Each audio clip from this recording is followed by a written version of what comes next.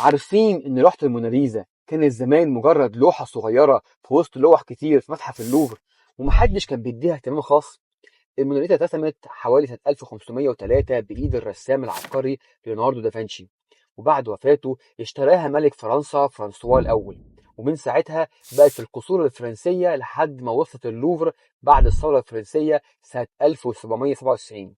يعني كانت لوحة ليها قيمة كبيرة أكيد، بس مش أيقونة زي دلوقتي. لحد ما جه يوم الاثنين 21 أغسطس سنة 1911 وصحت باريس على صدمة في لوحة اتسرقت من متحف اللوفر، وكانت الموناليزا. الشرطة الفرنسية قلبت باريس، تحقيقات مع الفنانين مع الموظفين، حتى بابلو بيكاسو نفسه اتحقق معاه، ولكن مفيش أي أثر. اختفت وكأنها اتبخرت لمدة سنتين وأربع شهور، والعالم كله كان بيتكلم عن الموناليزا، والكل كان بيسأل فين الموناليزا ومين اللي سرقها. إلى أن في ديسمبر 1913 تاجر تحف في فلورنس إيطاليا كلم الشرطة الإيطالية وبلغهم إن في حد عرض عليه يشتري لوحة الموناليزا.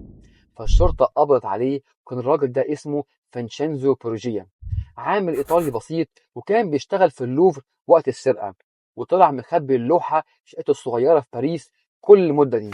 بروجيا قال في التحقيق إنه ما سرقهاش عشان الفلوس، إنما عشان يرجعها لبلده إيطاليا، لأنها لوحة لفنان إيطالي اللي هو دافنشي. لما الصحافة الإيطالية نشرت كلامه، الإيطاليين بقوا متعاطفين معاه واعتبروه فعلا بطل قومي، واتحكم عليه 6 شهور سجن بس. ورجعت الموناليزا للوفر يوم 4 يناير 1914، ولكن ما رجعتش زي ما كانت.